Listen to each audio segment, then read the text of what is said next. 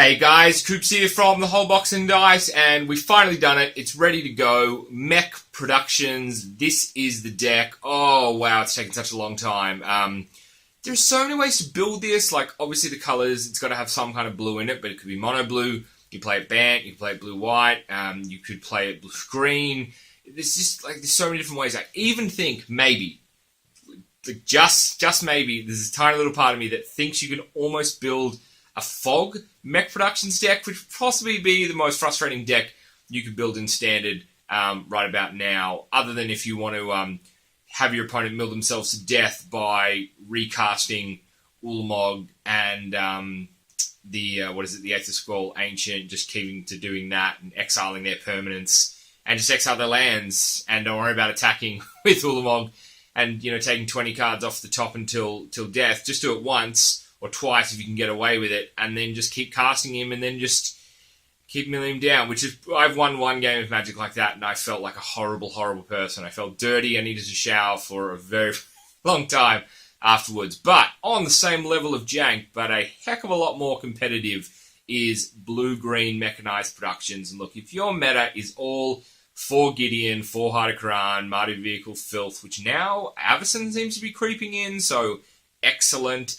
Tears of Valakut, I think that's definitely going to be a sideboard option for some of the decks that I'm playing. Yes, so if you're playing stuff like that, you win 30. You win 35, 40% of the matches against this. You will win 35 to 40% of the matches if you play Mech Productions. We're actually not too bad against Copycat, up to the point where they make an infinite amount of cats, and then we're kind of like, no, don't do that, please. But yeah, look, it's a super fun deck to play. Take down your F&M, proxy it up, play it on the kitchen table, because there's nothing better than seeing the want of a table flipper in your friend's, opponent, worst enemy's eyes as they lose out to your 8th copy of token artifact. So, Mech Production, probably should run a couple copies of it. We're running 4. I wish we could run 3, but every time I run 3, I never draw it when I need to win the game, and then I'm ready to just rip my hair out. So, 4 copies of Mechanized Production. It's the Aura for 4, 2 generic, double blue. Enchant artifact you control. At the beginning of your upkeep, create a token that's a copy of enchanted artifact. Then, if you control 8 or more artifacts with the same name as one another, you win the game. Bit of housekeeping on this one here first. It doesn't have to be the artifact that you've enchanted. We are making clues in this deck, but we do have some other artifacts as well. So even if you've got 8 of something else and it's on a clue, that's fine. You still win. So that's awesome. I like as well that it's make 1, then if you get to 8, so when you're on 7, ticks over to your upkeep, you make an 8th one, and as long as nothing gets disrupted, Kuna Matata, you're having a great time. But we need to play more than just Mech Production, so play some creatures in here as well. Going to be 3 copies of the Erstwhile Illuminator and 3 copies of Baral, Chief of Compliance. Both of them 1/3s for 2, generic and a blue. The Illuminator obviously flies. When you investigate for the first time, investigate again with this guy, and Baral makes our stuff cheaper. And when we counter a spell, you can draw a card, and then if you do so, discard a card.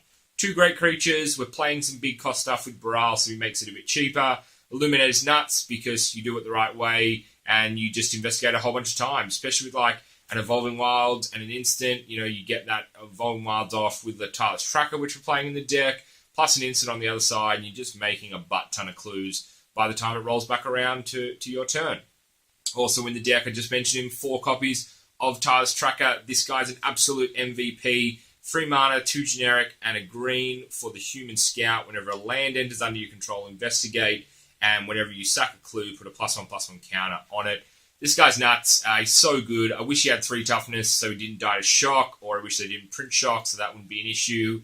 I guess Galvanic Bombard would still be a problem anyway for this guy, but he's so strong. When you get the Evolving Wilds combo off with the Tireless Tracker, that's just amazing value, especially with an Illuminator out.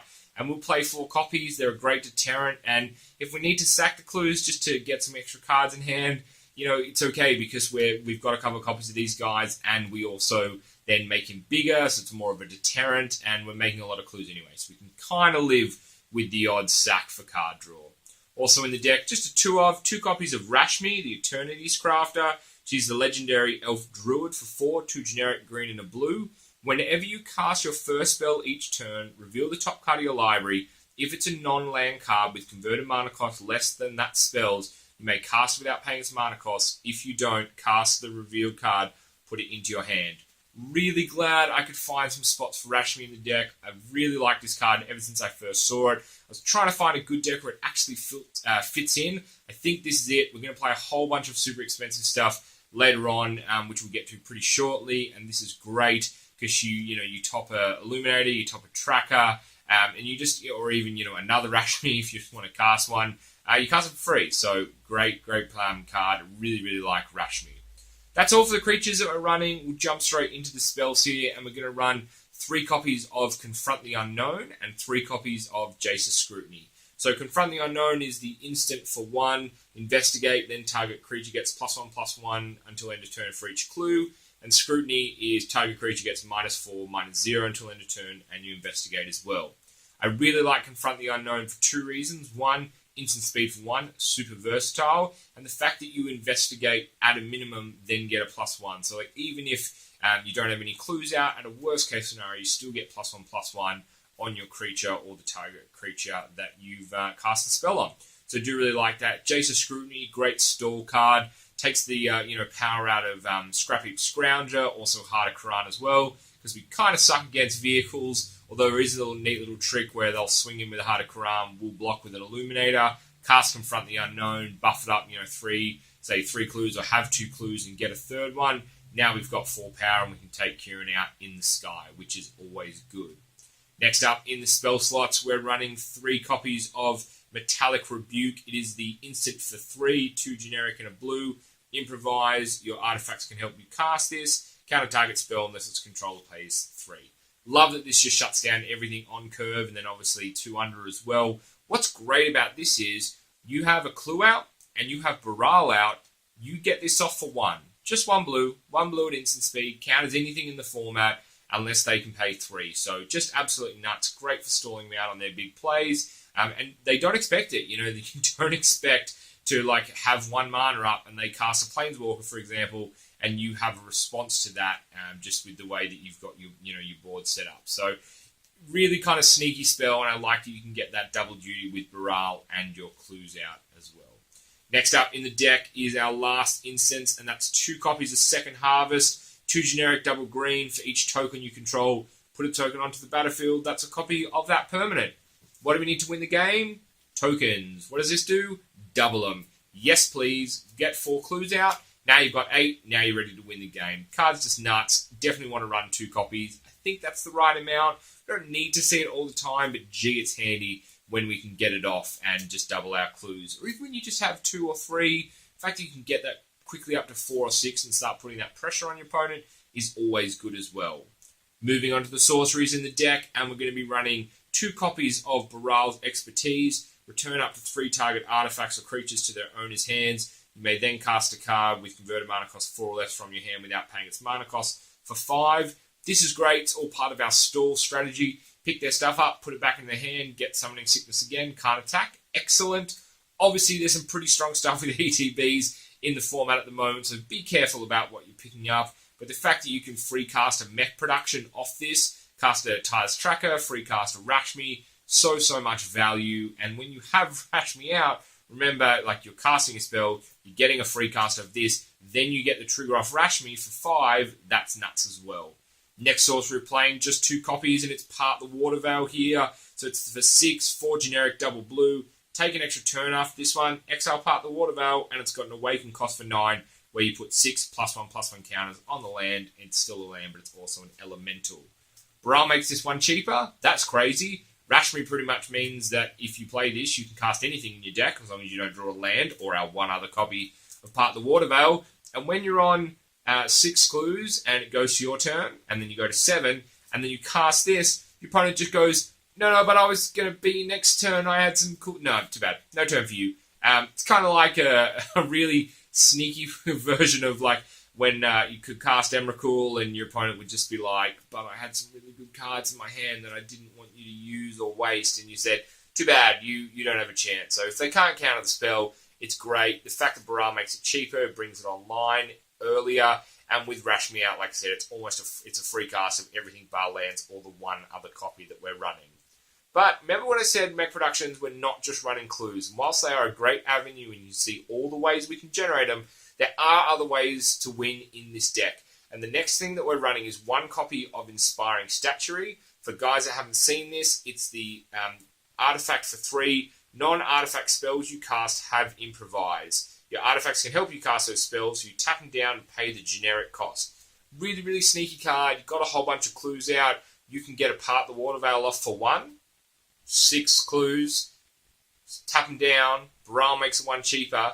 That's nuts. Like, that is absolutely bonkers, insane that you can cast that way. And the last one is 4 copies. The most annoying card in Standard in terms of stall out / nope / control / whatever you want to call it. 4 copies of Pacification Array, quickly becoming one of my favorite cards. It's excellent in the control mirror matchup, and as soon as I was building this deck, I was like, I definitely need to run 4 copies. If you guys haven't seen the card, it is the artifact for 1, pay 2 and tap the Pacification Array, and tap down target artifact or creature. Let me tell you, when your opponent has 4 or 5 creatures out on the board, and you have 8 or 10 mana and also have 4 or 5 Pacification Arrays, and every time they move to combat, you tap all their stuff down, or you leave up that 1/1 token when you've got a Baral or an Illuminator or a Rashmi or a Big Tires Tracker, your opponent is ready to just flip their shiz. It is one of the most frustrating cards that you can possibly play, and it just adds to the beautiful win that is Mechanized Productions.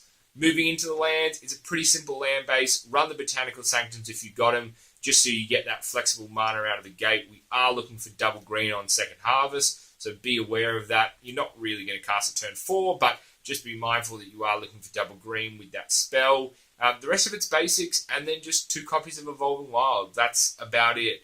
You could definitely run the Zended block green uncommon land, where it's like sack it. I think it's sack it for 4, and put 2 lands from the battlefield, from your deck into the battlefield tapped, which obviously helps with Tyler's Tracker. But I like the Evolving Wilds just because you can get them online early. Just be mindful, though, you don't really need to hold on to them. Like, if you can get them, that's great. But at the same time, if you need to crack the Evolving Wilds to go fix your mana up, definitely do that, because you don't want to get caught behind and give them, the advantage in this deck. What's in the sideboard? Well, it's pretty simple, this one. We're kind of really only worried about a couple of things. Number 1, if you are versing control and they're a horrible person and they put Sphinx to the final word in because they're sick of having their 4 Gearhogs tapped down with Pacification Array, you will lose. This card will just simply beat you. We have a lot of problems against the Sphinx. We do have some counter spells, obviously, like Metallic Rebuke, but, oh, wait, it can't be countered. So, yeah, that's real crap. And it's hexproof, so you can't target with Pacification Array. So, problem card number 1. Not too much of a problem in terms of not a lot of decks run it, but a lot of control have it in their sideboard. Super big problem card number 2 that is in so many flippin' decks. Bristling MFing Hydra. Oh, damn. It comes out with 3 energy, which makes it hexproof straight away. So that's really annoying. If you can't get this spell counted out of their hand, you are in for a shitty time. And every time they make it hexproof, it makes it bigger. It easily outpaces our Tyler's Tracker. And I don't want to sound like I'm giving away the game plan for beating this deck, but the Bristling Hydra is such a difficult card. If you feel like they're playing an energy theme and they've got one of these, or they're going to side him in game 2, go to your sideboard, because we have a couple of responses for it, because if it resolves, oh man, it's like it's the table flip but back on your side. So just be wary of that. Playing the last copy of some of the creatures that we're running in the deck, plus the Metallic Rebuke in there as well. Blossoming Defense to protect our own guys. Obviously, sometimes they're just going to, murder them or grass them or fatal push them. So we do want to run some protection. Heroic Intervention as well, just in case we do come up against a board wipe, because that is very, very annoying. But here is our second secret weapon, specifically against things like Bristling Hydra. It is horribly awry. Counters target spell 4 or less. If you do, exile it. Great. Love this card. Shuts down so many great sideboard options, especially because game 2, they normally just say, let's go really, really, really, really, really fast, and let's counter the crap out of this stuff. Negate in there as well, but pretty standard sideboard. Nothing too, nothing horribly exciting in this one. that's it. That's what the deck looks like. I promise you guys, this is super, super fun. I really hope you enjoy the deck. Hope you build it, proxy it, take it to your F&M. If you play this deck, let me know, because I'd love to get your feedback, because I've had so much fun wrecking my opponents with this. All the standard YouTube stuff, like, comment, subscribe, share. If you'd like to do that, that would be amazing. I spoke about doing some stuff online. I should have a video up about that shortly, just kind of like where I'm at with MTGO. It's a bit of a minefield, so I kind of took a break from that to build this deck and to do the tech for this one. But I've been Coop from the Whole Box and Dice. Thanks so much for watching, guys. Can't wait to see what's on the cards next. Peace.